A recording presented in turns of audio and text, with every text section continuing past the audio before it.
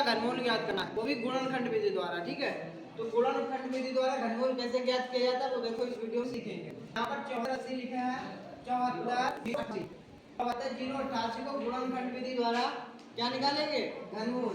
तो सबसे पहले ये देखिए, इसे 2 से काटेंगे, 2 तिया 6, 14 हो जाएंगे, 2 सत्ते 14, 0 ऐसे नोट कर लेंगे, 2 चक्कू 8, 2 चक्कू 8, फिर 2 से काटेंगे, 2 एकम 2, फिर एक बचा यहाँ 17 हो गए, 2 अट्ठे 16 बचा, 1 2 पंचे 10, और फिर 2 दूनी 4, 2 दूनी 4, फिर 2 से काटेंगे, 2 नेम 18, 2 दूनी 4, एक बचेगा यहाँ 12 हो जाएंगे, 2 छंग 12, 2 एकम 2।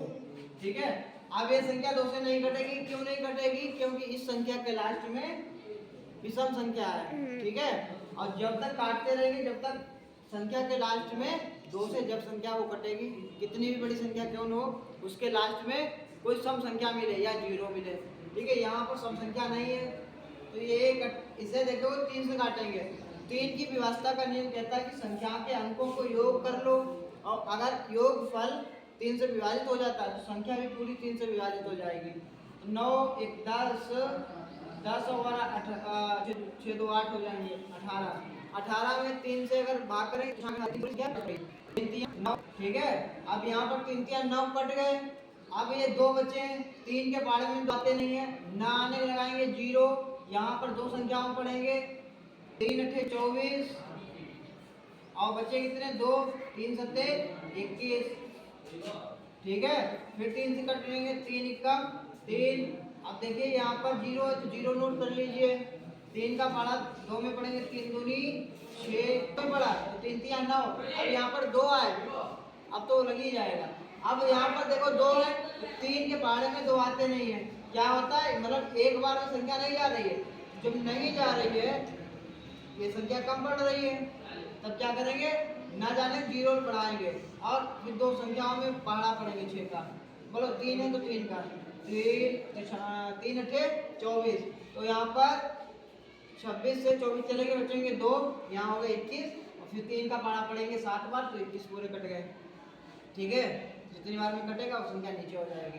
अब 3 से काटेंगे इसको, 3 एकम 3, फिर यहाँ पर 0 हो जाएगा, फिर 3 दूना 6, अब यहाँ पर 8 से 6 चले गए, बचा कितना 2, 2 इधर, अब 7 इधर, तो हो गए 27, अब 3 नेम 27, फिर इसे 3 से काट दो, कैसे देखो, यहाँ पर 9 और एक ये जोड़ लेंगे 10 हो जाएगा, 10 तो 12, और 12 3 से पूरी तरह विभाजित हो रही संख्या, 3 तिया 9, 10 से 9 चले गए, बचा 1, यहाँ 12 हो जाएंगे, 3 चक्कू 12, और यहाँ पर 3 तिया 9, 7 से।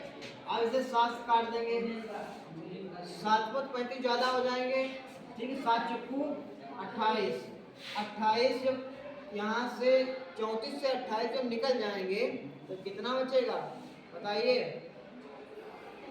6 इधर है, 3 इधर है, 63 हो गए, 7 नेम 63। ठीक है, अब क्या करना है, 7 से काटो, 7 सत्ते 49, फिर 7 से काटो, 7 एकम 7। अब यहाँ पर देखो 1 आ गया है। ठीक है, अब देखो घनमूल निकालना है। घनमूल मतलब जो 3 गुणज आए हैं उन्हें, ये 3 गुणनखंड आए हैं, उन्हें एक बार लिख लेना। जैसे यहाँ पर 3 बार संख्या कोई गुणज में आई है, क्या करेंगे, केवल एक बार नोट कर लेंगे, 3 3 की पेयर बना लेंगे, जोड़ी बना लेंगे, ऐसे समझ लो। 3 इधर आए हैं तो इनकी जोड़ी बना लो, 7 3 बार आए तो कहने मतलब देखो घन तो 7 लिखा गुरुजी, 7। हाँ सॉरी, यहाँ पर 7। ठीक है, अब कहने मतलब ये है कि जैसे घन है, मतलब मान तुमसे 2 का घन पूछा जाए, 2 का घन का मतलब ये होता है कि जो 2 दिए गए इनको 3 बार गुणा कर दिए।